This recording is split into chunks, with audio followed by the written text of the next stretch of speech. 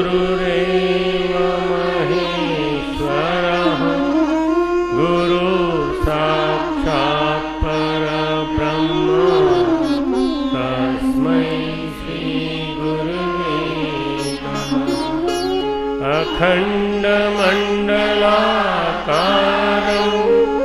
व्याप्तं येन चराचरं तत्पदं दर्शितं येन तस्मै श्री गुरुवे नमः। मातृवत् लालयित्री च पितृवत् मार्गदर्शिका नमोस्तु गुरुसत्तायै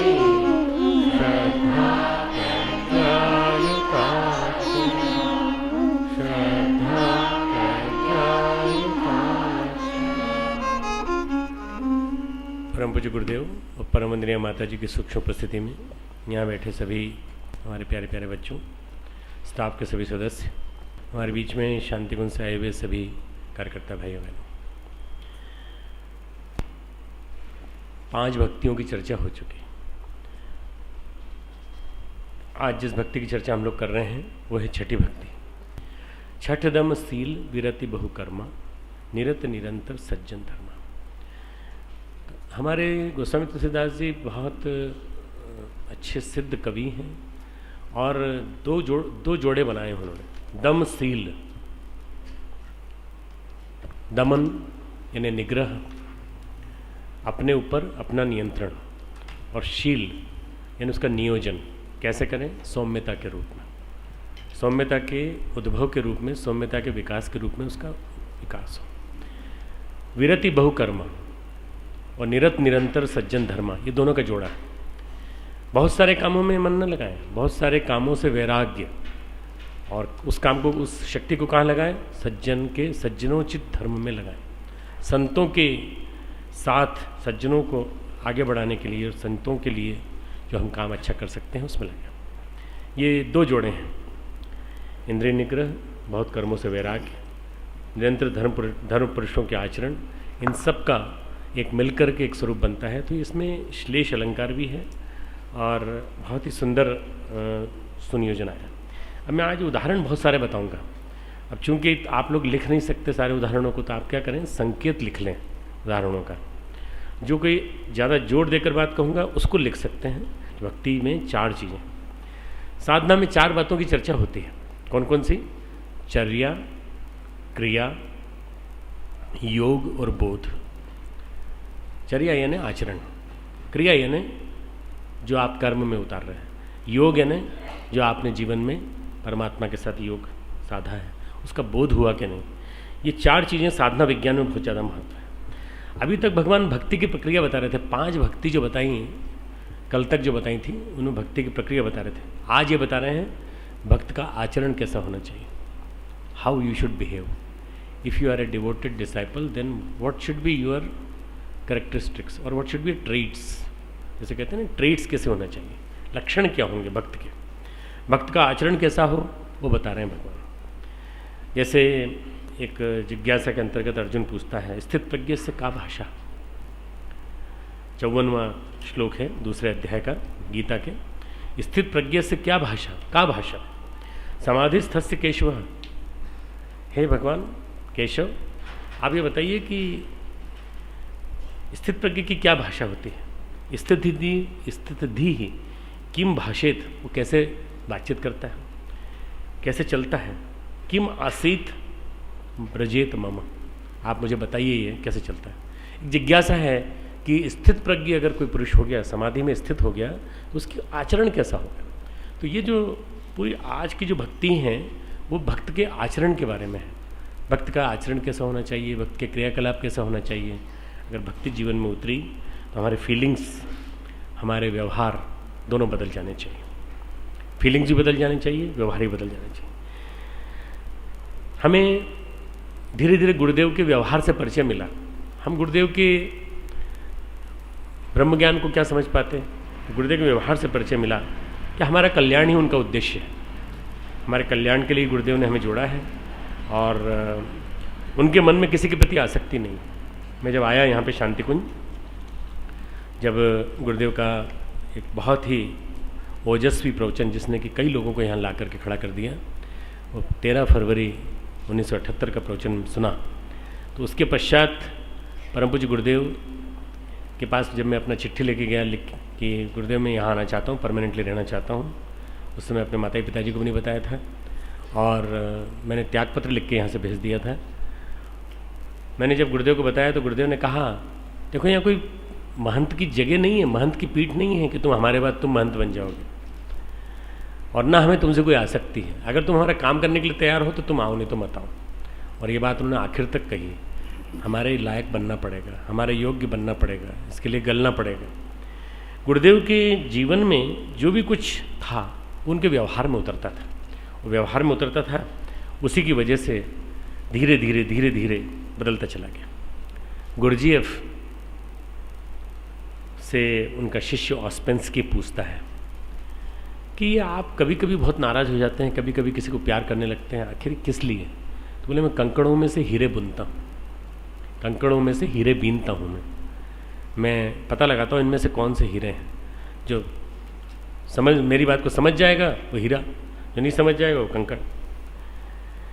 साधु का गुस्सा पानी की लकीर की तरह से होता है। पानी की लकीर पे पानी लाठी मारो तो टूट जाएगी क्या? वो नहीं, उसके ऊपर से पानी निकल जाएगा।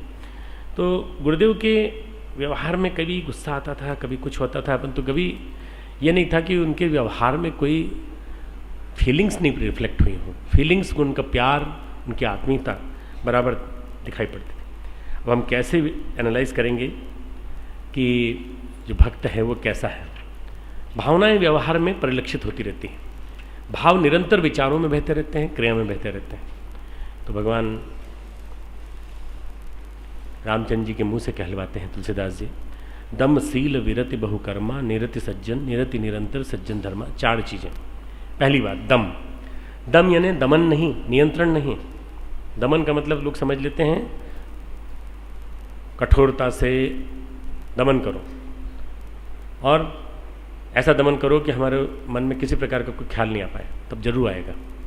आपने देखा होगा कि आप ये सोच लो कि हम कुछ नहीं खाएंगे तो जरूर खाने के विचार आएंगे। अगर आप ये कहोगे कि हम नमक नहीं खाएंगे तो नमक के विचार आएंगे, नमक क्यों नहीं है, नमक क्यों नहीं है। कल कहा था ना राम रस, बस उसी के विचार आते रहेंगे पूरे पूरे। अगर आपने ये विचार कर लिया कि मैं किसी भी तरह के गंदे विचार, कामुक विचार नहीं आने दूंगा, कामना वासना के विचार नहीं आने, वही विचार आएंगे और वो आकर इतना तंग करेंगे, इतना तंग करेंगे कि आपकी परीक्षा ले लेंगे। दमन का मतलब होता है स्वयं पर स्वामित्व। हम स्वामी हैं अपने आप के, किसी और का नहीं, हमारा अपना नियंत्रण, हमारी मन वृत्तियाँ, इन सब पे हमारा नियंत्रण। हमारा मन लालसाओं के नियंत्रण में ना आए। कई बार हम कहते हैं क्या करें, मन बह जाता है, क्या करें, हमारा मन मानता ही नहीं है। मन आपका है और मानता आपसे नहीं, तो फिर किससे मानेगा? कोई पड़ोसी से मानेगा? किससे मानेगा? कोई सहेली अच्छी है या कोई दोस्त तुम्हारा अच्छा है उससे मानेगा या तुमसे मानेगा? मन तुम्हारा है तो तुम्हें ही मनाना पड़ेगा। आत्मैव आत्मनो बंधु आत्मैव रिपु आत्मना। आपका मन आपका मित्र है और आपका मन ही आपका शत्रु है। आप चाहें तो अपने मन को आप अपना मित्र बना लीजिए, चाहे अपने शत्रु बना लीजिए। गीता का 6वां अध्याय मनोविज्ञान की एक बहुत अच्छी, ध्यान विज्ञान की बहुत अच्छी किताब है। इसका एक चैप्टर है, उद्धरेद आत्मना आत्मानम नात्मानम अवसादयेत। अपना उद्धार स्वयं करो, कोई मदद के लिए नहीं आएगा, कोई नहीं आएगा। गुरुजी भी तब आएंगे जब तुम अपना पहले उद्धार स्वयं करने के लिए आगे बढ़ोगे। भगवान जी भी तब आएंगे जब तुम अपना उद्धार करोगे। सारी दुनिया में आज एस्केपिज्म है, सारी दुनिया में पलायनवाद है। जिसको देखो वो ज्योतिषी के चक्कर में, जिसके देखो कि कोई किसी हवन सामग्री से अगर यज्ञ कर लें, स्वाहा कर लें तो कुछ परिवर्तन हो जाएगा क्या हमारे जीवन में? अरे आचरण में परिवर्तन लाते नहीं हो, परिवार में तुम संयम बरतते नहीं हो, पत्नी से ठीक बात करते नहीं हो, प्यार बांटते नहीं हो, तो तुम्हारे जीवन में परिवर्तन इस जीवन में नहीं आएगा। चाहे तुम मखाने की माला से माला कर लो, चाहे कमलगट्टे की माला से माला कर लो, चाहे तुलसी की माला से कर लो, चाहे रुद्राक्ष की माला से कर लो, और चाहे तुम कंकड़ से कर लो माला, कुछ नहीं होने वाला, कोई परिवर्तन नहीं होने वाला। परिवर्तन कब होगा? जब आप स्वयं अपने आप को तैयार कर लें। उद्धरेद आत्मानम नात्मानम अवसादेत। जिस दिन आपने अपने आप को कस के तैयार कर लिया, अपने द्वारा अपना संसार समुद्र से उद्धार करें। 6 अध्याय का 5वां श्लोक। और अपने को अधोगति में न डालें। क्यों? आत्मई ही आत्मनो बंधु, मन का मनुष्य ही मित्र है। आत्मई रिपु आत्मना, मन का मन ही शत्रु है। हम अपने मित्र हैं, हम अपने शत्रु हैं। इस बात को यदि हम ध्यान रखेंगे तो हम कभी भी लालसाओं के, वासनाओं के, कामनाओं के, इच्छाओं के नियंत्रण में नहीं आएंगे। एक आदमी जो था वो कहता था मेरा मन नियंत्रण में नहीं रहता, खाने बैठता हूँ तो बहुत सारा खा जाता हूँ, जब बात करता हूँ तो बहुत सारी बात करने लगता हूँ, जब काम वासना मेरे ऊपर प्रवाहित होती है, ऐसी प्रवाहित होती है कि मैं बस पूरी तरह से उसके प्रभाव में आ जाता हूँ। तो संत जी जो थे उन्होंने छलांग लगा दी उदाहरण देने के लिए, और एक लकड़ी के लट्ठे को पकड़ लिया, और लकड़ी के लट्ठे को पकड़ करके वो कहने लगे मैं डूब रहा हूँ, मुझे बचाओ, मुझे बचाओ। बोले आप किनारे पर ही हैं, आप भाग करके आ जाइए, आपको कोई नहीं डूब रहा है। बोले नहीं, ये लट्ठा मुझे छोड़ नहीं रहा है। अरे लट्ठा कैसे नहीं छोड़ रहा है? आपने पकड़ रखा है उसको। अरे लट्ठा नहीं छोड़ रहा है मुझे, मैं डूब रहा हूँ, मुझे डूबना नहीं। फिर वो शिष्य ने आकर उनको नीचे उतारा, बाहर निकाला।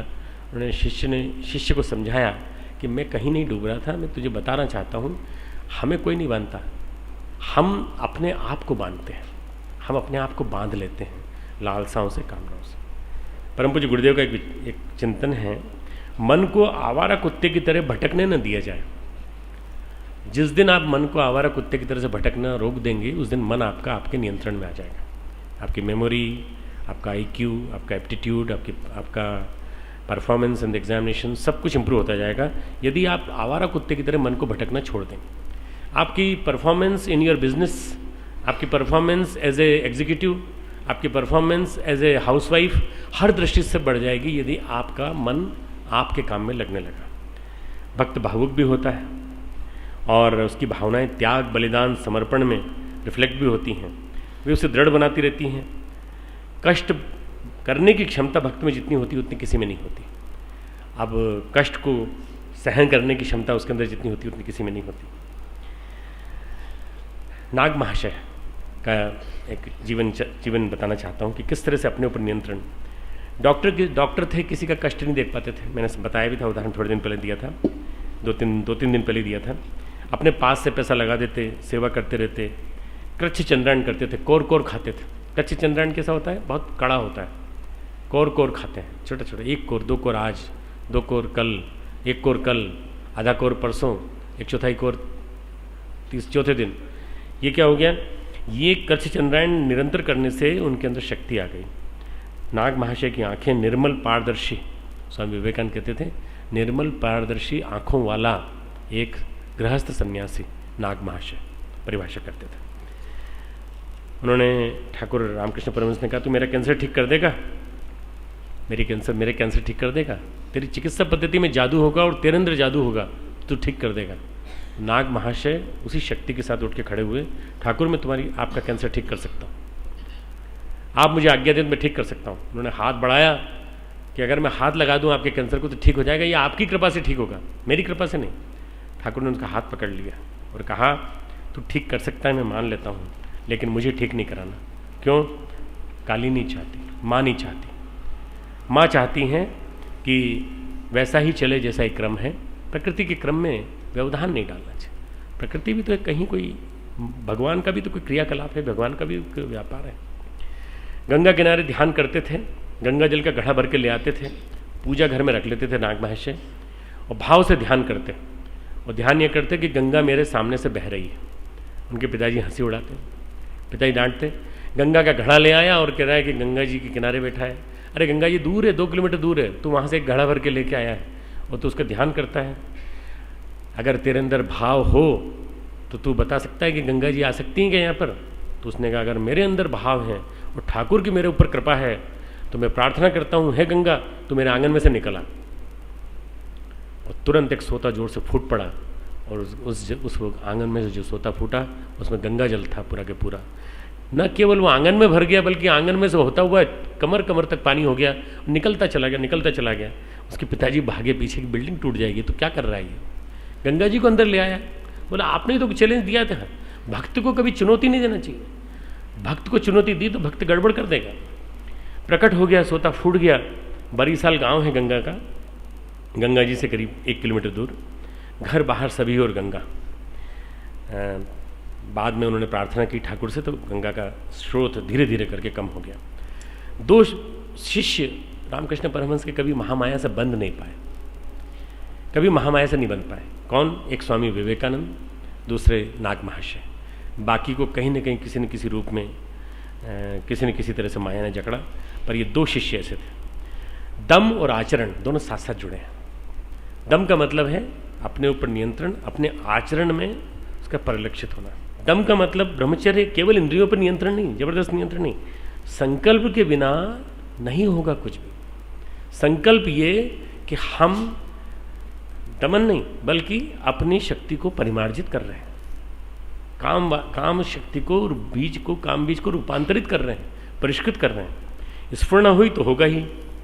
दम से ही भक्त का चरित्र होता है, और भक्त का चरित्र उज्जवल होता चला जाता है यदि दम उसके अंदर है तो। दम का मतलब होता है अपने ऊपर नियंत्रण, जैसे मैंने कहा, पर जबरदस्ती नहीं। रामकृष्ण परमहंस एक वाक्य कहते थे, काशी की तरफ चलो तो कलकत्ता दूर होता चला जाता है। एक ब्रह्म वाक्य है, इसको मान लेना, मैं कई बार सुनाऊंगा इसको। काशी की तरफ जितना चलो उतना कलकत्ता दूर होता चला जाता है। हरिद्वार की तरफ जितना चलो दिल्ली उतना दूर होता चला जाता है। हरिद्वार से हिमालय की तरफ जितना चलो हरिद्वार उतना दूर होता चला। ये जितना हम पवित्रता की तरफ चलेंगे उतना अपवित्रता हमसे दूर होती चली जाएगी। इसका अर्थ है पवित्रता की तरफ जितना चलोगे अपवित्रता उतनी दूर होती चली जाएगी। जब चिंतन ब्रह्म परायण होता है, ब्रह्म में लीन होता है, हम उसको खाली नहीं छोड़ते, तो गलत चिंतन आ ही नहीं सकता। दम का मतलब ये होता है कभी गलत चिंतन ना आने देना। गलत चिंतन कब आता है? जब खाली दिमाग होता है। खाली दिमाग शैतान का घर। खाली दिमाग है तो कामुकता के विचार आएंगे। आत्मानुशासन की पराकाष्ठा का नाम है दम। आत्मानुशासन की पराकाष्ठा का नाम है दम। दम अर्थात आत्मा में शासन, आत्मा के ऊपर अपना अनुशासन। ऐसे गांधी जी व्याख्या कर रहे थे दम की। दम यानी कठोर नियंत्रण, अपने ऊपर कठोर नियंत्रण। अब अतिवाद पे उतर आए एक स्वामी जी। गांधी जी के आश्रम में एक महाराज थे, उनका नाम था योगीराज भंसाली। योगीराज भंसाली, भंसाली एक सरनेम होता है। गांधी जी ने कहा तुम्हारे मुंह से झूठ निकल गया, तुम अपने मुंह पे नियंत्रण रखा करो। तुम अपने मुंह पे नियंत्रण रखा करो, अपना मुंह बंद रखा करो, जहाँ तक हो सके मुंह बंद रखा करो। जब मुंह से बोलते हो तो ज़्यादा बोल जाते हो और कहते हो योगीराज। अगले दिन वो गए और एक सुनार के यहाँ गए, तांबे का तार ले गए बड़ा सा, बोले यहाँ छेद करो, यहाँ छेद करो, मुंह सीधो हमारा। तांबे के तार से मुंह सिलवा के आ गए, पूरा मुंह सिलवा कर आ गए।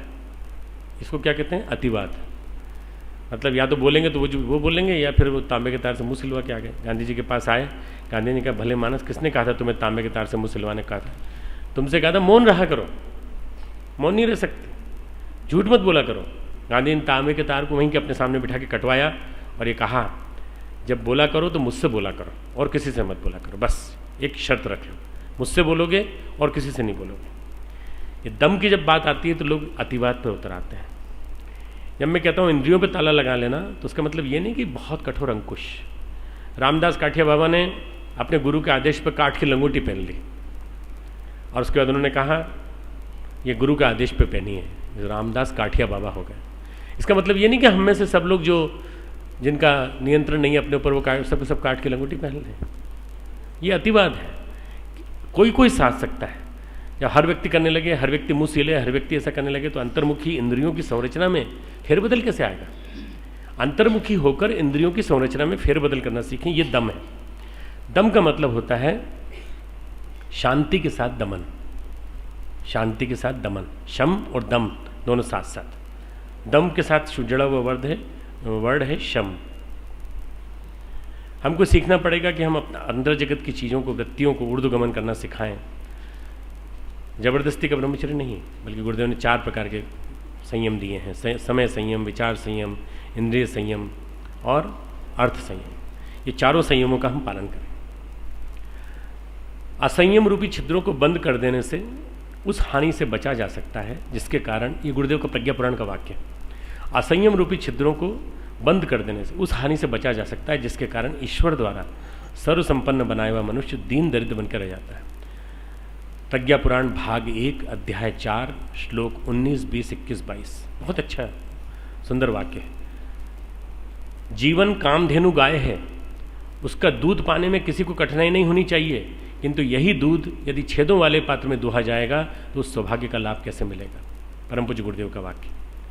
आज के मनुष्यों की समस्त कष्टों विपत्तियों का कारण जीवनी शक्ति का छूछ हो जाना, जीवनी शक्ति बहुत कम हो जाना। क्यों? असंयम के द्वार खुले हुए हैं। समस्त विपत्तियों का एकमात्र कारण है जीवनी शक्ति का गिर जाना। रामकृष्ण परमहंस कहा करते थे, विषयी पुरुषों का मन गोबर के कीड़े की तरह से होता है। विषयी पुरुषों का मन गोबर के कीड़े की तरह होता है। ये कीड़ा गोबर में रहना पसंद करता है। गोबर की जगह कमल में रख दिया जाए तो इसके प्राण छूट जाएंगे, छटपटाता रहता है। हमें तो हमारा गोबर ही पसंद है। आपको अपने कमल का फूल अच्छा लगता हो तो लगता हो, हमें अपने गोबर में रमना अच्छा लगता है। विषय वासना के अतिरिक्त कई लोगों को किसी अन्य वार्तालाप में मन ही नहीं लगता। इसलिए हमें दम का मतलब है अपव्यय को रोकना, उत्तरार्ध है इसका अर्जित सामर्थ्य का सुनियोजन। पहले तो रोकना, उसके बाद उसका सुनियोजन करना, काम बीज का परिष्कार करना। चीड़ का पेड़ होता है, उसमें से लोग लीसा निकाल लेते हैं। चीड़ का पेड़ को काटते हैं, उसके नीचे एक डब्बा लगा देते हैं, एक छोटी सी फनल लगा देते हैं, उसमें से जो द्रव्य निकलता रहता है उसको नहीं बेरुजा बनता है, गोंद बनता है, सुगंधित द्रव्य बनते हैं, अगरबत्ती बनती है और हवन सामग्री बनती है। लीसा निकाल लेते हैं, जगह जगह छेद कर देते हैं। एक आंधी आई और चीड़ का पेड़ गिर गया। ये क्या है? असंयम का उदाहरण है।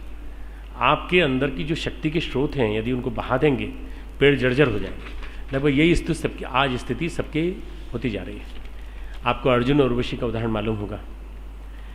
उर्वशी के लोक में, इंद्र के लोक में अर्जुन गए। अर्जुन ने जब उर्वशी ने प्रस्ताव रखा, काश कोई पुत्र आपके मेरे जैसा भी होता तो अच्छा रहता। अर्जुन ने कहा, आप मुझे ही पुत्र मान लीजिए, आप मेरी माँ के समान हैं। एक प्रलोभन की घड़ी से गुजरा अर्जुन, पर उसे श्राप भी भुगतना पड़ा। शिवाजी के पास एक मुस्लिम महिला लाई गई और सुंदर सी मुस्लिम युवती को लाके खड़ा कर दिया गया और कहा कि ये युवती आपके लिए, आपके महल में रहने के लिए लाई गई है, आपके साथ रहेगी और आपका मनोरंजन करेगी। उन्होंने अपने सिपाहियों को डांटा और कहा, काश मेरी माता जीजाबाई भी ऐसी सुंदर होती तो मैं भी इतना ही सुंदर होता जितनी कि ये सुंदर है। फिर उस माँ से बोला, उन शिवाजी ने बोला कि हे माँ, काश मैं तुम्हें अपनी माँ कह पाता, तो तुम मुस्लिम हो, तुम्हें मैं वापस छुड़वा रहा हूँ और तुमको हमारे सैनिक वापस छोड़ के आएंगे, और उसको अपनी माँ मान लिया, माँ के रूप में मान लिया। इसको कहते हैं अपने ऊपर कठोर नियंत्रण। हम चाहें तो अपने नियंत्रण को खो भी सकते हैं, कोई भी प्रलोभन परेशान कर सकता है। कुछ उदाहरण दे रहा हूँ मैं, जिन्होंने अपने जीवन को बर्बाद कर दिया। कीचक, ययाति, नहुष, सुंदुपसुंद, सुर्पणखा, पांडु। कीचक को भीम के हाथों मरना पड़ा, सुर्पणखा ने वासना के ज्वार में आके नाक कटाई, पांडु पीलिया के शिकार हो गए, नहुष और ययाति दोनों के दोनों पतन के शिकार हुए। ये दम जो है, दम को अगर हम समझ लेंगे तो समझ में आ जाएगा। दम का मतलब है दम और शम, दमन और शमन दोनों साथ साथ है। अपनी अंदर की वृत्तियों पे अपना कंट्रोल, अपना नियंत्रण, अपनी अंदर की ऊर्जा को ऊर्ध्वारोहण। भक्त कैसा होता है? भक्त ऐसा होता है जिसके चारों चीज़ों पे अपना नियंत्रण होता है, चारों वृत्तियों पे अपना नियंत्रण होता है। दूसरा है शील। शील में भाव बहते हैं। शील यानी शालीनता। शील का उल्टा कर दो तो क्या होता है? शील का उल्टा कर दो अश्लील। शील का उसला क्या हुआ? उल्टा क्या हुआ? अश्लील। जो शील नहीं है वो अश्लील है। शील और अश्लील दोनों शब्द एक दूसरे के विलोमी हैं। शील शब्द का मतलब होता है हमें चरित्रवान होना चाहिए, हमें शीलवान होना चाहिए।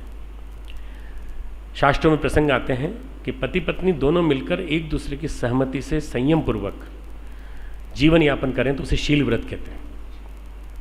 पर यह गृहस्थ जीवन में ही हो सकता है। शील व्रत का अर्थ दमन नहीं है, मर्यादित जीवन, मर्यादित जीवन यापन। पति पत्नी दोनों मिलकर के उस जीवन को जी सकते हैं। अमर्यादित काम को मर्यादित करते हुए जीवन यापन। परम पूज्य गुरुदेव ने एक बहुत बड़ी क्रांति की। गृहस्थ जीवन में अध्यात्म को लाना बहुत बड़ी बात है। परम पूज्य गुरुदेव ने स्वयं गृहस्थ का जीवन जिया, औरों से गृहस्थ का जीवन जिलवाया और देव परिवार बसाए, सदगृहस्थों का निर्माण किया। ये बहुत बड़ी बात है। शील का मतलब है जहाँ भाव बहते हैं वो शील, जहाँ चरित्र निर्मल होता है वो शील। शील वो होता है जिसमें कि भगवान को भी ढूंढना पड़ता है कि ये आचरण शील का कौन ऐसा कर सकता है। ऐसा एक उदाहरण याद आता है, भीष्म पितामह। भीष्म पितामह चरित्र ऐसा, कोई दाग नहीं जिसको ऐसा कह सकें कि चरित्र उनके में कोई दाग था। निष्काम कर्मयोगी, कृष्ण भक्ति बड़ी गाढ़ी थी, प्रतिज्ञाएं टिकने के कई अवसर आए, विचित्र वीर चित्रांगद दोनों नहीं रहे। सत्यवती ने कहा विवाह कर लो, विवाह नहीं करोगे तो निर्वाह कैसे होगा, तुम्हारी जो प्रतिज्ञा है उसको तोड़ दो। उन्होंने प्रतिज्ञा नहीं तोड़ी। उसके बाद प्रकरण हुआ कि वो अपने जो उनके द्वारा, उनके पिता के द्वारा चुनी हुई उनकी माँ थी, ये उनके पिता द्वारा चुनी गई उनकी माँ, उनके लिए, उनके बच्चों के लिए वो लड़कियाँ अम्बा, अंबिके, अम्बालिके इनको ढूंढ के लाए। उसमें से अम्बा ने उनको अपमानित किया और अम्बा ने कहा मुझसे शादी करो। भीष्म ने कहा मैं ब्रह्मचर्य का पालन करता हूँ और मैं तुमसे विवाह नहीं कर सकता, मैंने तुमसे अपने पुत्र के समान अपने राजा से विवाह करने का संकल्प लिया था, पर तुम शाल्व नरेश से प्रेम करती हो, शाल्व नरेश ने तुमको लौटा दिया तो तुम उससे बदला लेने आई हो। उसने कहा अब मैं तुम्हारे वध का कारण बनूंगी, और यही अम्बा अगले जन्म में शिखंडी बनी और शिखंडी बन के भीष्म के मृत्यु का कारण बनी। भक्त कभी भयभीत नहीं होता, चरित्र में, शील में कभी कोई परिवर्तन नहीं आता। जिस परिवेश में भीष्म रहते हैं, बड़ा भोग विलास का परिवेश, और बड़े सादगी से रहते हैं। लालची दुर्योधन के और धृतराष्ट्र के बीच में रहते हैं, लेकिन तामसिकता और राजसिकता का जरा सा भी रंच मात्र नहीं है। सात्विकता में विराजमान रहते हैं, हमेशा सात्विकता का साम्राज्य, शुद्ध निर्मल चरित्र। उनके सारे संकल्प भगवान पूरे करते हैं। भगवान कहते हैं युद्ध मैदान से कैसे हटेंगे, भगवान कृष्ण से वो हथियार उठवा लेते हैं। मैं वर्णन कर चुका हूँ इसका अच्छी तरह से। वे हर कष्ट सहने में सक्षम हैं। उन्होंने बाणों से बिंधना पसंद किया, और जब खून बह रहा था तो भगवान कृष्ण ने कहा कि बहुत पीड़ा हो रही है। उन्होंने कहा होने दो कृष्ण, इसके माध्यम से सारा का सारा वो अशुद्ध रक्त निकल रहा है, वो सारे कषाय कलमश निकल रहे हैं जो जन्म जन्मांतरों के हैं। ईश्वर जिसमें खुश है उसकी खुशी को स्वीकार करते हुए मैं शरशैया पे लेटा हूँ, खून बह जाने दीजिए। एक आदर्श चरित्र भीष्म का, शील का आचरण जिन्होंने किया। शील अर्थात ट्रेट्स, जिसमें भक्त के चरित्र को परिभाषित किया जा सके। शील अर्थात ऐसे क्वालिटीज़ जिसमें बता सके कि ये भक्त है, सही अर्थ में, जिसका भय या लोभ कोई कुछ भी नहीं बिगाड़ सकता। वासना और कामना कोई भी चीज़ उसको डिगा नहीं सकती। एक ऐसे ही भक्त का नाम है भरत। रामायण के पात्र हैं राम, लक्ष्मण, भरत, शत्रुघ्न। राम के बाद उनका नंबर आता है। नियति के खेल ने राम को वनवास करा दिया। अब भरत को जब पता चलता है तो भरत, पूरा अयोध्या कांड इसी से भरा हुआ है।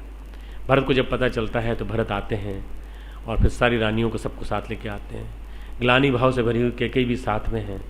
सब लोग देख रहे हैं। लक्ष्मण को पता चलता है कि वो आ रहे हैं तो वो अपने धनुष बाण उठा लेते हैं कि जरूर राज्य इसके लिए आ रहे हैं कि आपको पूरी तरह समाप्त कर दें, उसके बाद निष्कंटक होकर आज राज्य करें। परंतु फिर वो राम उनको ठंडा करते हैं।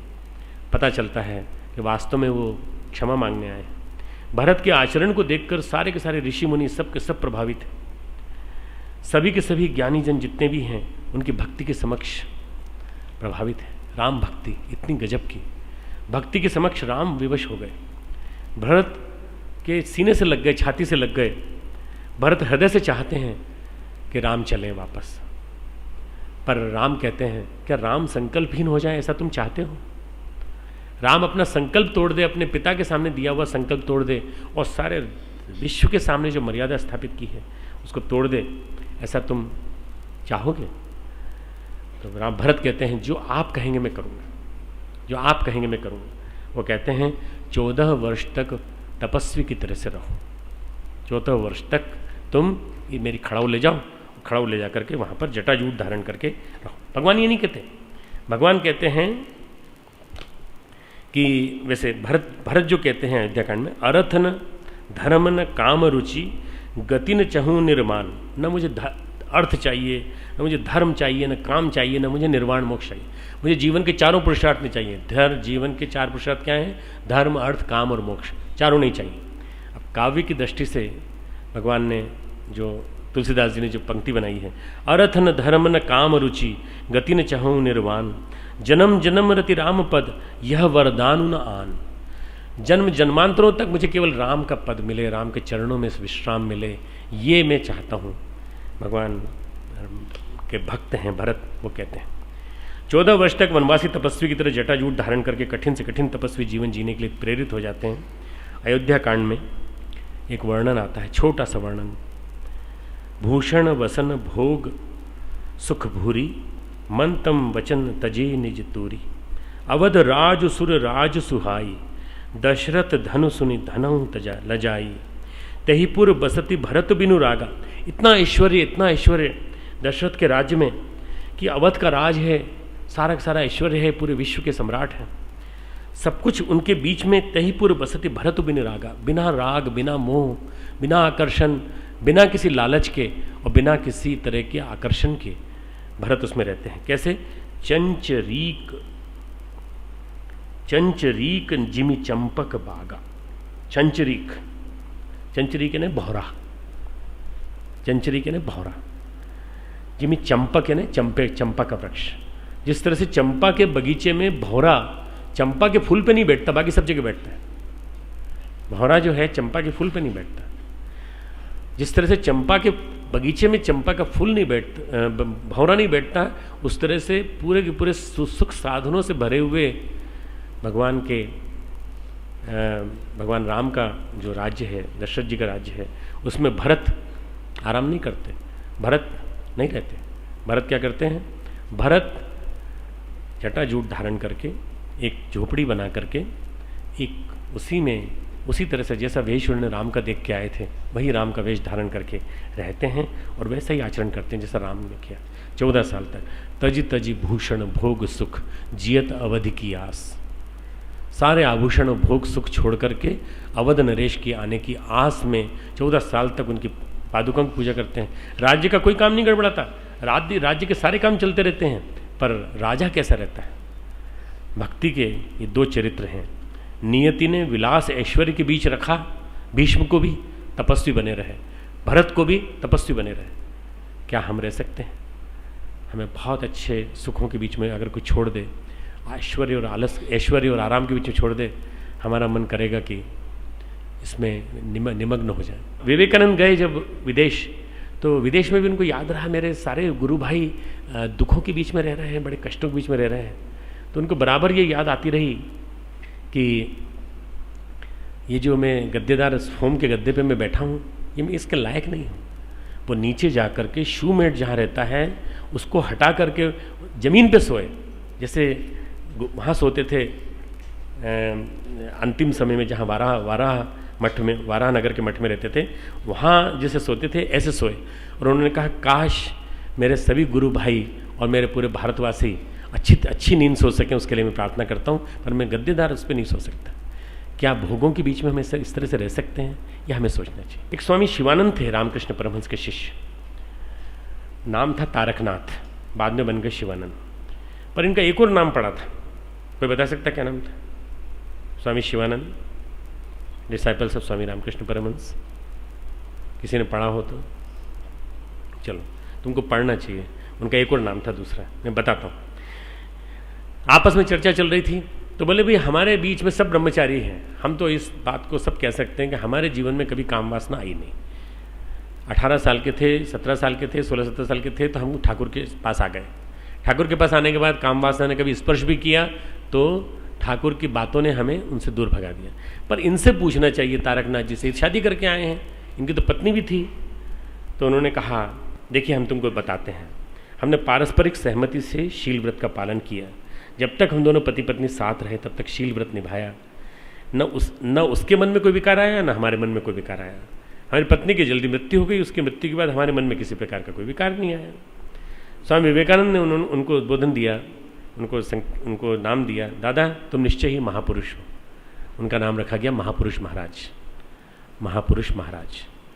और महापुरुष महाराज के नाम से बहुत प्रसिद्ध हैं, इसलिए कि स्वामी शिवानंद जी राखाल महाराज के बाद रामकृष्ण मिशन के संघ के अध्यक्ष बने और करीब करीब 15-20 वर्षों तक अध्यक्ष रहे। बहुत ही बढ़िया संत थे और उनके नाम से बहुत सारी स्थापनाएं हैं। स्वामी शिवानंद के नाम से प्रकाशन तंत्र चलता है बहुत बड़ा। सामान्य पुरुष से जो महापुरुष बने, रामकृष्ण तो अवतार थे, अवतार के लिए सब कुछ सिद्ध है, पर शारदा माँ को सामने बिठा करके वो श्रृंगार करके माँ के रूप में उपासना करते थे। शील का मतलब होता है, शील व्रत का मतलब होता है अपनी शक्ति को ऊर्ध्वगामी बनाना, मर्यादित जीवन जीना। संत एकनाथ की पत्नी का नाम था गिरजाबाई। एक लक्ष्मी नारायण गिरदे नाम के साहित्यकार हुए हैं, उन्होंने उनकी जीवनी लिखी है। उनका एक बच्चा था, उस एक बच्चे के बाद जीवन भर ब्रह्मचर्य व्रत का उन्होंने पालन किया, बहुत ऊंचाई पर पहुँचे। जब तक बच्चा था तब तक सामान्य व्यक्ति थे, उसके बाद बच्चा होने के बाद उन्होंने कहा ऊर्ध्वगामी यदि गति लेनी है तो हमको शील व्रत का पालन कर लिया। यदि पति पत्नी कॉन्ट्रैक्ट कर लें, अनुबंध का पालन कर लें, तो सदगृहस्थ के रूप में, देव परिवार के रूप में वो जी सकते हैं। एक हनुमान प्रसाद पोद्दार जी ने किताब लिखी साधन पथ, में शील व्रत के ऊपर बहुत अच्छा उन्होंने लिखा है। आप लोगों ने सुना होगा कि शील व्रत का जब पालन नहीं होता और ऐश्वर्य की रक्षा जो है जो आदमी नहीं कर पाता तो उसी में निमग्न हो जाता है। जैसे कि देवता लोग, बार बार देवता लोग हारते और प्रजापिता ब्रह्मा के पास जाते, बार बार पिटते, असुरों से बार बार पिटते और बार बार जाके शिकायत करते प्रजापिता ब्रह्मा से, हमारा ऐश्वर्य छीन लिया, हमारा पैसा छीन लिया। तो बार बार उनको समझाते तुमको संयमशील बनना चाहिए। असुर तांत्रिक होते हैं, तांत्रिक होने के नाते अपने ऊपर नियंत्रण कर लेते हैं, परंतु जब सुरा और उसका चक्कर चलता है तो अपनी शक्ति को खो देते हैं, और जब वो संगठित होकर लड़ते हैं तो देवत्व पराजित हो जाता है। यदि तुम अपने अंदर बैठे हुए देव शक्तियों को जगाओ, अपने अंदर की शक्तियों को जगा करके इसको शरीर रूपी आध्यात्मिक नगरी को बर्बाद न करो और तुम अपने अंदर के संयम को साध लो, तुम सब कुछ साध सकते हो। एक छोटा सा उदाहरण आनंद और बुद्ध का है। बुद्ध और आनंद वार्तालाप कर रहे थे। बुद्ध ने कहा मैं अपने शिष्यों को परिव्रजा के लिए भेज रहा हूँ। आनंद ने कहा उनके पास क्या है? बोले इंद्रिय शक्ति, समय शक्ति और विचार शक्ति। समय का पूरा पालन करें, इंद्रिय शक्ति का पालन करें, विचार शक्ति। जहाँ ये तीन शक्तियों का सही सुनियोजन होगा वह चौथी शक्ति स्वयं आ जाएगी, अर्थ की शक्ति। आनंद ने पूछा कि चौथी शक्ति नहीं दे रहे हैं तो कैसे आएगी? बोले तीनों का पालन करेंगे तो अपने आप आ जाएगी साधन की शक्ति। हमारे दो मित्र हैं देवता, जीव और हमारा हृदय। जीव हमारी मित्र भी है, जीव हमारी शत्रु भी है, जीव देवता भी है, जीव असुर भी है। मधुर संभाषण, सुसंस्कृत आचरण से आप उसको देवता बना सकते हैं। और हृदय भी हमारा मित्र है, हृदय भी हमारा शत्रु है। कटु हृदय में यदि दुर्भावना है तो आप सामने वाले को दुश्मन बना सकते हैं, हृदय में यदि सद्भावना है तो सामने वाले को मित्र बना सकते हैं। ये शील के संबंध में जितनी बातें कही जा सकती थी वो। तीसरा है विरति बहुकर्मा। विरति बहुकर्मा, बहुत सारे कर्मों में लगाव नहीं। मैं ये भी कर लूँ, मैं ये भी कर लूँ, मैं ये भी कर लूँ, मैं ये भी कर लूँ। भक्त क्या होता है? सात्विक होता है, निमित्त होता है, करता नहीं होता। निमित्त नहीं तो आकांक्षा नहीं करता। कोई भी भाव मन में ऐसा नहीं आता कि मैंने ये नहीं किया, मैंने वो नहीं किया, मैंने ये नहीं किया, अरे मैं अमेरिका तो गया ही नहीं, अरे मैं जापान तो गया ही नहीं।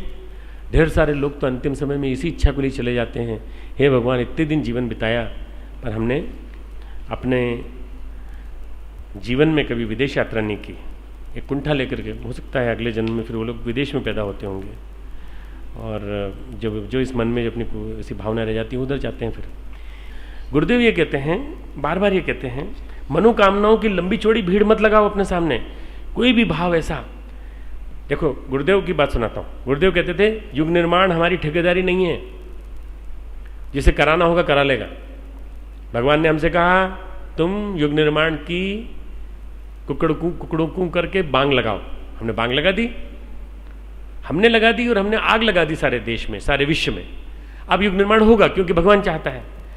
सूर्य अस्त मजदूर मस्त, परम पूज्य गुरुदेव बोलते जा रहे थे, हम लिख रहे थे सूर्य अस्त मजदूर मस्त। क्या रे सूर्य अस्त हो गया, आज का काम खत्म। हम तो मजदूर हैं जिन्हें लगा दिया गया है, पर हम ये मान के चलते हैं भगवान कर रहा है।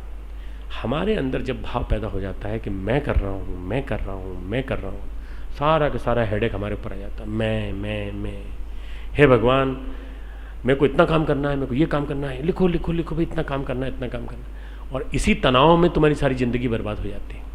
इस तनाव से यदि मुक्ति पानी है तो क्या करें? श्रेय का लोभ छोड़ दो, स्वामित्व का भाव छोड़ दो, भक्त का भाव पैदा करो। अपने ऊपर तो स्वामित्व रखो अपना, पर सारी संसार का स्वामित्व छोड़ दो, भक्त का भाव रखो। अहम का लेश मात्र मत रखो अपने जीवन में। बाहर से सामान्य मनुष्य दिखना चाहिए, भागवत चेतना फिर सिर से पांव तक निवास करती है। यदि आप बाहर से सामान्य मनुष्य दिखेंगे तो भागवत चेतना ऊपर से नीचे तक आपके अंदर विराजमान रहेगी। बंदा वैरागी का बहुत अच्छा उदाहरण, कश्मीर के थे, बहुत वीर पुरुष। गुरु गोविंद सिंह यात्रा करते हुए पहुंचे उनके पास। उन्होंने कहा, गुरु बंदा वैरागी, लक्ष्मण वैरागी नाम था, लक्ष्मण दास वैरागी, लक्ष्मण देव वैरागी, आप जैसे वीर पुरुष को राष्ट्र के उद्धार के लिए और यवनों का आक्रमण हो रहा है, आपको साथ चलना चाहिए, मेरे साथ चलना चाहिए, आपको मेरा साथ देना चाहिए, आपको भगवान ने निमित्त बनाया है, आप आइए। लक्ष्मण देव वैरागी ने अपनी दिव्य दृष्टि से देखा, उन्होंने कहा, हाँ गुरु गोविंद सिंह जी, आपको भगवान ने निमित्त बनवाया है, मैं आपका निमित्त बनूंगा, मैं चलूंगा आपके साथ। हम तो गुरु के बंदे हैं, हम तो आपके बंदे हैं। वो आखिर तक वो लक्ष्मण देव वैरागी रहे, सिख धर्म स्वीकार तो नहीं किया उन्होंने, पर दूर दराज तक सेनापति के रूप में उन्हीं की ख्याति थी। वो जाते मार काट के, जब वो बंदा वैरागी का नाम जैसे सुनाई देता यवनों की सेना में कि बंदा वैरागी आ गया, तो सारे आधे मजदूर तो डर के मारे, आधे जो सैनिक थे वो तो डर के मारे वहीं मर जाते थे और आधे भाग जाते थे। बंदा वैरागी जब तलवार चलाता, इतना वीर था और मारता चला गया, किले फतेह किए, लूट का माल जो है बाकी लोगों को कि तुम लोग लूट लो, मैं जा रहा हूँ, और जा कर के गुफा में बैठ करके तप करता था। घोड़ा बांध दिया बाहर, गुफा में बैठ के तप। न श्रेय से कोई लगाव, न लूट से कोई लगाव, न धन से कोई लगाव, न सेनापति के पद से कोई लगाव, अपना काम भगवान का भजन करना है। जिस दिन गुरु की पुकार आएगी फिर चले जाएंगे। फिर गुरुदेव ने बुलाया, गुरु गोविंद सिंह जी ने बुलाया, अरे भाई बंदा वैरागी को बुलाओ, वही सेनापति हमारा, वही करेगा। तुरंत घोड़ा लेकर युद्ध के मैदान में। आखिरी समय में जो उसने परिचय दिया है बंदा वैरागी ने, तुमको आश्चर्य होगा, क्योंकि हम लोग सोच भी नहीं सकते जिस बात को। औरंगजेब ने बार बार कहा उससे, तुम धर्म बदल लो, तुम धर्म बदल लो। उसको बर्फ़ के सिल्ला पे लेटा दिया गया, बर्फ़ के सिल्ला पे लेटा करके उसको बहुत कष्ट देने की कोशिश की गई। फिर उसकी चमड़ी एक एक करके उधेड़ी गई पूरी पूरी उसी की आंखों के सामने, मारा नहीं गया। चमड़ी उधेड़ उधेड़ करके पूरी की तरह से जब तक अंतिम सांस नहीं ली तब तक उसको कष्ट दिया है।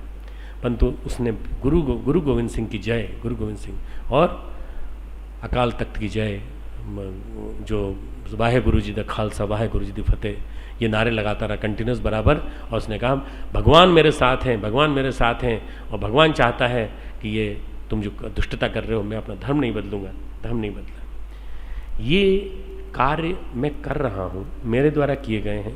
जब इसका लोड हमारे ऊपर आ जाता है तो हमारे ऊपर बहुत परेशानी आ जाती है। हम इतने ज़्यादा भाव बोझ से दब जाते हैं कि वो स्ट्रेस ओवरलोड हो जाते हैं, बर्नआउट हो जाते हैं। और बर्नआउट होने के बाद जब काम नहीं हो पाता तो फ्रस्ट्रेशन पैदा हो जाता है। मैं न होता तो कर्म नहीं होते, ये भाव मन में से निकाल देना चाहिए। मैं न होता तो कर्म नहीं होते। विरति बहुकर्मा, विरति बहुकर्मा में बहुत सारी चीज़ें हैं। अभी भी जब बहुत कर्म मन में बात होती हैं, ये कर लूँ वो कर लूँ, तो फिर मन जो है बड़ा चंचल हो जाता है। इसलिए भगवान कृष्ण ने गीता में कहा है, 18वां अध्याय का दूसरा श्लोक, काम्यानाम कर्मणा न्यासम, काम्यानाम कर्मणा न्यासम संन्यासम कवयो विदु। भगवान बोलते हैं, श्री भगवान उवाच, काम्यानाम कर्मणा न्यासम संन्यासम कवयो विदु। कितने ही पंडितजन तो काम्य कर्मों के त्याग को संन्यास समझते हैं, दूसरे विचारशील पुरुष सब कर्मों के फल के त्याग को त्यागते हैं। दो तरह के त्याग होते हैं, कर्मों के फल का त्याग और काम्य कर्मों का त्याग। जिससे तुमको श्रेय मिलता हो, जिससे तुमको बहुत ज़्यादा कुछ आकांक्षाएं तुम्हारी पूरी होती हों, छोड़ दो उस कर्म को। काम्य कर्मों का त्याग, कामना से जुड़े कर्मों का त्याग, कामना से विरति, महत्वाकांक्षाओं का त्याग। हम कर्म दो ही कारणों से करते हैं, लोभ से या भय से। या तो लोभ की वजह से करते हैं, भय की वजह से करते हैं। तो स्वामी विवेकानंद ने कहा, हम लोकहित के लिए कर्म करें, हम लोकहित के लिए कर्म करें। हमारे मन में वैराग्य पैदा हो जाए कर्मों के प्रति। कौन से कर्मों के प्रति? काम्य कर्मों के प्रति, दिव्य कर्मों के प्रति नहीं। स्वामी विवेकानंद कहते थे कर्म होने चाहिए आत्मनो मोक्षार्थ जगत हिताय च। आत्मनो मोक्षार्थ जगत हिताय च, अपने आप का तो मोक्ष हो, आत्मा का मोक्ष हो, जगत का हित हो। काम्य कर्मों का त्याग और श्रेष्ठ कर्मों में 24 घंटे लगे रहना। किसमें निरत रहें? श्रेष्ठ कामों में। विरत किससे रहें? अकाम्य कर्मों में। बस ये बात समझ में आ जाए, सब कुछ समझ में आ जाएगा। श्यामाचरण लाहिड़ी क्लर्क थे, लोग कहते थे उनको पगला बाबू। हमेशा समाधि में रहते थे, ध्यान में रहते थे। आपने उनका फोटो देखा होगा, ध्यान की मुद्रा का फोटो है हमेशा। एक अंग्रेज बॉस था उनका, बड़ा परेशान था, बार बार उनको बुलाता। ये देखते कि मन भटका हुआ है। बॉस, सर आपका मन भटका हुआ है। यहाँ काठगोदाम में नौकरी करते थे, रानी खेत में पोस्टिंग थी उनकी। उन्होंने पूछा आप क्यों परेशान हैं महाराज? आप हमारे बॉस हैं, आप बताइए क्यों परेशान हैं? तो बोले कि हमारी पत्नी इंग्लैंड में बीमार है, कोई खबर नहीं आई, हम बड़े परेशान हैं। कोई तार भी किया पर अभी तक कोई खबर नहीं आई। उस ज़माने में तार कितने दिन में पहुँचता था? मैं आपसे जो कह रहा हूँ 1880, 1860, 70, 80 की बात कह रहा हूँ। तो उन्होंने कहा कि साहब हमें 3 घंटे की मोहलत दे दीजिए, 3 घंटे में हम आपको बताते हैं कि आपकी पत्नी की स्थिति क्या है। वो 3 घंटे के लिए उसी ऑफिस में गए, अपने ऑफिस में जाके दरवाज़ा बंद कर लिया और लौट करके 3 घंटे बाद आए और बोले आपकी पत्नी स्टीमर से चल चुकी हैं, 4-5 दिन के अंदर यहाँ पहुँच जाएंगी। कलकत्ता आप जाना चाहें तो पहुँच सकते हैं और जाकर के रिसीव कर सकते हैं। स्टीमर का नाम ये है, स्टीमर का नाम बता दिया। बिल्कुल स्वस्थ हैं, आप चिंता न करें। लाहिड़ी महाशय खड़े हुए थे, 8-10 रोज बाद की बात है। अंग्रेज महाशय अपनी पत्नी को लेकर के आए। बोले बाबा, पागल बाबा, हम अपनी पत्नी को ले आए, बिल्कुल स्वस्थ हैं, आप सही कह रहे थे। जैसे उनकी पत्नी ने बाबा को देखा, अरे यही तो बाबा हैं जो हमसे इंग्लैंड में मिलने आए थे। तो बोले कब मिले थे, किस तारीख को? तो अंग्रेज महाशय ने उसको जब टैली किया, पता चला जिस दिन उन्होंने 3 घंटे के लिए दरवाज़ा बंद किया था उस दिन वो सीधे इंग्लैंड चले गए थे। विरति बहु कर्म, काम में लगे हुए हैं, नौकरी में लगे हुए हैं, पर भगवान का काम कर रहे हैं, तो भगवान सिद्ध कर देते हैं ऐसे व्यक्ति को। और वहाँ जाके बोले तुम स्वस्थ हो जाओगी, तुम्हारे पति इंतजार कर रहे हैं, तुम आज ही जहाज का टिकट ले लो और बैठ जाओ। बोले यही तो आए थे हमको बताने के लिए। उस ज़माने में प्लेन तो था नहीं, जहाज में हमको बिठा के गए थे, वो यही है वो। अंग्रेज साहब ने कहा हम तुमको प्रमोशन करके विभाग का हेड बना देते हैं। और लाहिड़ी महाशय ने कहा हम नौकरी जीवन यापन के लिए नहीं करते, हम तो अपना जीवन निर्वाह के लिए भी नहीं करते, किसी के लिए नहीं करते, केवल मर्यादाओं का पालन करने के लिए करते हैं। ये जो नौकरी है इसके लिए नहीं हम आए हैं, हम किसी और काम के लिए आए हैं, हम अपने गुरु का काम करने के लिए आए हैं। बस हमने तो आपका काम कर दिया, आपकी बीवी आपके पास लाके खड़ी कर दी। जो काम कभी हनुमान जी ने किया था वो काम आज हमने कर दिया, या आपकी पत्नी आपको मिल गई, ठीक है। अब हमको और किसी चीज़ में मत बांधिए कि हमको हेड बना दें, फिर हमको ऑफिसर बना दें, मैनेजर बना दें। काम में कर्मों में निरत रहना बंधन का कारण बन जाता है। परम पूज्य गुरुदेव की लेखनी जीवन भर चलती रही, अंतिम समय तक गुरुदेव लिखते रहे। ये बहुत बड़ी प्रक्रिया है। इस मिशन का आधार, विचार क्रांति का आधार जो लिखा गया है वो सारा का सारा लोकहित के लिए किया गया तप है, कोई महत्वाकांक्षा नहीं है। गुरुदेव के साथ वाले मंत्री बन गए, यहाँ तक कि परम पूज्य गुरुदेव के लिए प्रस्ताव कई प्रकार के आए। महामंडलेश्वर पद उस जमाने में, स्वतंत्रता संग्राम सेनानी के साथ साथ मंत्री पद का पद उत्तरी संयुक्त प्रांत में, न जाने कितने आकर्षक प्रस्ताव आए, परंतु गुरुदेव ने 24 लाख के 24 महापुरुष शरण, समाज सुधारक, अभिभावक, इतने बड़े परिवार के संरक्षक, कभी कोई प्रसिद्धि की कामना नहीं, कभी न्यूज़पेपर में नाम आए इसकी कामना नहीं, सब कुछ करते हुए चले गए और सारा का सारा अपना तत्व दर्शन जीवन के सामने रख दिया। विरति बहु कर्मा, बहुत सारे कामों से विरक्ति करके एक ही काम जो गुरु ने सौंपा है तो करते हुए चलो। उन्होंने ये कहा, गुरुदेव ने एक बात लिखी है, ईश्वर भक्ति का अभ्यास हमने गुरु भक्ति की प्रयोगशाला में, व्यायामशाला में आरंभ किया। ईश्वर भक्ति का अभ्यास हमने गुरु भक्ति की प्रयोगशाला में किया, व्यायामशाला में, और क्रमशः विकास करते करते प्रभु प्रेम के दंगल में जा पहुंचे। कितने बढ़िया शब्द हैं। विकास कहाँ किया, प्रैक्टिस कहाँ की? व्यायामशाला में, और धीरे धीरे प्रभु प्रेम के दंगल में जा पहुंचे। कोई कल्पना कर सकता है कि इस तरह का कोई लेखन कर सकता है? किया, इसी युग में किया। कबीर चरखा काटते थे, कपड़ा बुनते थे, कपड़ा बेचकर पेट भरते थे। बुंदेलखंड के राजा अजीत सिंह बुंदेला उनसे मिलने के लिए आए। उन्होंने कहा हम तुमको जागीर देते हैं, इतने बड़े कवि हैं, इतनी अच्छी उलटबाजी करते हैं, आप उस जागीर के राजा बन जाइए। कबीर जी हंसे, बोले जितना हम सूद काटते हैं उससे हमारा काम चल जाता है। हमारी पत्नी है, हमारा बच्चा है, हम जागीर संभालेंगे तो भगवान को कब देखेंगे? भगवान तो जागीर संभालने के बाद हमसे दूर चला जाएगा। हम काटते हैं और गाते जाते हैं, यही हमारा काव्य बन जाता है। हम नहीं करेंगे, हमें आपकी जागीर से कोई मतलब नहीं। तुलसीदास जी का छोटा सा उदाहरण है। संत महापुरुष थे, लिखने का काम भी किया उन्होंने जीवन भर। हनुमान जी के मंदिर और अखाड़े कई बनवाए उन्होंने, स्थान स्थान पर। तुलसीदास जी की बात याद आई तो मैं बताता हूँ कि मेरी माँ बैठी हुई है यहाँ पर। हमारी माँ के पिताजी ने, हमारे नाना जी ने एक शोध ग्रंथ जो है वो तुलसीदास जी के ऊपर प्रकाशित किया कि उनका जन्मस्थली कौन सी थी और कहाँ उन्होंने काम किया पूरा। इसके ऊपर उनको उत्तर प्रदेश साहित्य अकादमी का पुरस्कार उस जमाने में मिला था 1960 में। बहुत ही विद्वान थे, तुलसीदास जी के ऊपर ही पूरा शोध कार्य था। और कई लोग कहते थे राजापुर का है उनका जन्म, कई लोग कहते थे सोनों का जन्म है। हमारे ये इनका काम एक ही काम होता है, संत का काम एक ही होता है, बस सेवा कार्य। उनके एक मित्र थे अब्दुल रहीम खान खाना, आपने सुना होगा, अकबर के 9 रत्नों में से एक। उनके पास एक महिला आई, गोसाई जी के पास महिला आई, उसकी लड़की की शादी थी, उनके पास पैसे नहीं थे, तो बड़े कातर हृदय से बोली, महाराज आप इतना अच्छा लिखते हैं, आप हमारी लड़की की शादी के लिए कुछ ऐसा लिख दीजिए जो बेच दे तो पैसा मिल जाए। अच्छा, हमारे लिखे हुए को बेचने से पैसा मिल जाएगा? बड़े कातर हृदय से बोली, महाराज जी आप इतना अच्छा लिखते हैं, आप दिल व्यवस्था करा दीजिए। उन्होंने एक लाइन लिखी, सुरतीय नागतीय, सुरतीय नरतीय नागतीय यह चाहत सब कोय। सुरतीय नरतीय नागतीय यह चाहत सब कोय। अर्थात देवता भी चाहते हैं, नाग भी चाहते हैं, मनुष्य जाति भी चाहती हैं कि उन्हें कन्या का सुख मिले। सब चाहते हैं कन्या का सुख मिले। और ये लाइन लिख करके उन्होंने छोड़ दी और उन्होंने कहा इस लाइन को ले जाओ और तुम अब्दुल रहीम खान खाना को दे देना और कहना ये रुक्का भेजा है उन्होंने और इस रुक्के के आधार पर तुमको पैसा मिल जाएगा। उन्होंने अब्दुल रहीम खान खाना को दिखा दिया जा करके, तो उस लाइन के नीचे अब्दुल रहीम ने नीचे एक लाइन जोड़ दी, गोद लिए हुलसी फिरे तुलसी सो सुत होए। गोद लिए हुलसी फिरे तुलसी सो सुत होए। अब इसमें अलंकार है, हुलसी अलंकार है। हुलसी तुलसी की माँ का भी नाम है। हुलसी यानी हुलसित होना, प्रसन्न होना। गोद में लेकर स्त्री प्रसन्नतापूर्वक घूमे कि हमें तुलसी जैसा बालक हो। सुरतीय नरतीय नागतीय यह चाहत सब कोय, गोद लिए हुलसी फिरे तुलसी सो। मतलब 2 कवियों ने मिलकर के इन 2 लाइनों को पूरा किया है। और उसके बाद उन्होंने उनको 1000 स्वर्ण मुद्राएं दी और ये कहा कि इस कविता को जाके तुलसीदास जी को दे देना और हमारी एक चिट्ठी दे देना। उस चिट्ठी में क्या लिखा कि इस बिटिया का कन्यादान होगा, आप चिंता मत करिए, हम चिट्ठी लिख रहे हैं, आपको आगरा बुला रहे हैं, छोटे छोटे काम के लिए आप हमें याद करते हैं, हम आपको बहुत सारा पैसा यहीं दे देंगे।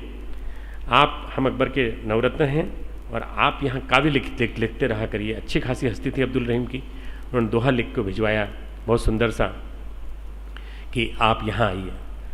उस दोहे के बदले में तुलसीदास जी ने जो दोहा लिखा वो सुन लो ताकि उससे पता चल जाएगा।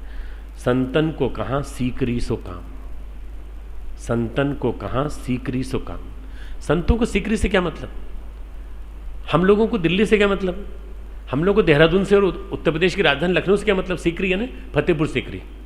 फतेहपुर सीकरी उस समय राजधानी थी। संतन को कहाँ सीकरी सो काम, आवत जात पनैया टूटी। आने जाने में चप्पल वैसी टूट गई। बिसर गयो हरिनाम, आते जाते जूते फट गए और हरिनाम भूल गए। राजधानी जाने में और प्रधान मुख्यमंत्री से और मंत्रियों से और सेक्रेटरी से और क्लर्क से मिलने में जूते घिसवा लेते हैं, सब कुछ कर लेते हैं, अपमान सह लेते हैं, पर अपने वहाँ जाना छोड़ते नहीं हैं, हरिनाम भूल जाते हैं। तो उन्होंने कहा, रहीम ने सिर नवाकर कहा, ऐसे महापुरुष को नमन है जो आए हुए प्रलोभन को ठुकरा दे। पैसे दे रहे हैं पर नहीं ले रहा है, पैसे दे रहे हैं नहीं ले रहा है, प्रस्ताव भेज रहे हैं नहीं ले रहा है।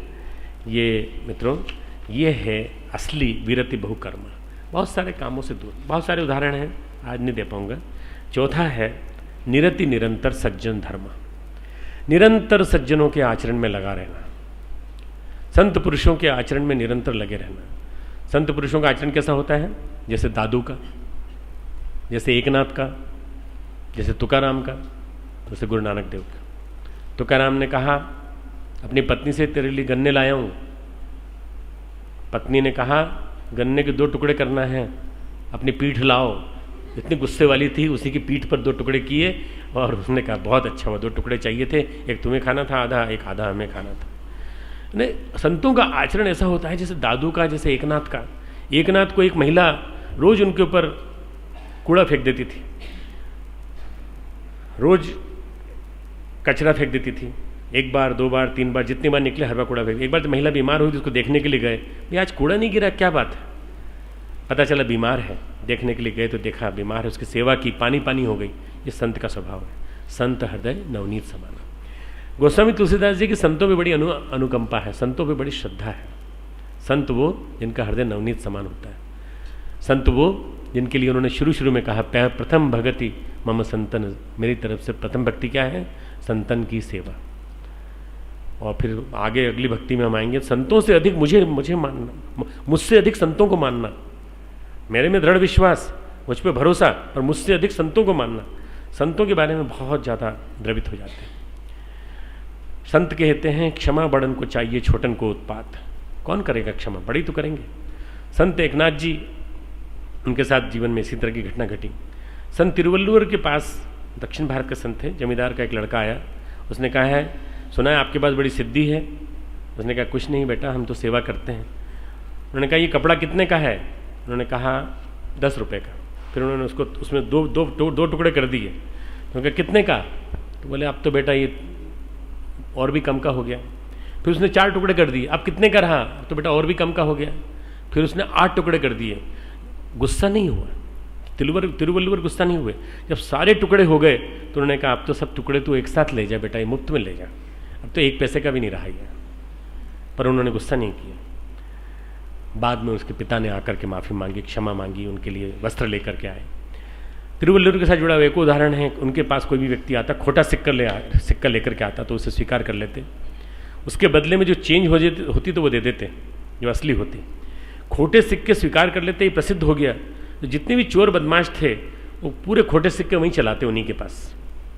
अंतिम समय आया तो भगवान से एक बात कही उन्होंने जो कविता लिखी तमिल में, हे प्रभु जीवन भर मैंने खोटे सिक्के अपनाए हैं, तू भी मुझे अपना एक सिक्का मानकर, खोटा सिक्का मानकर अपना ले।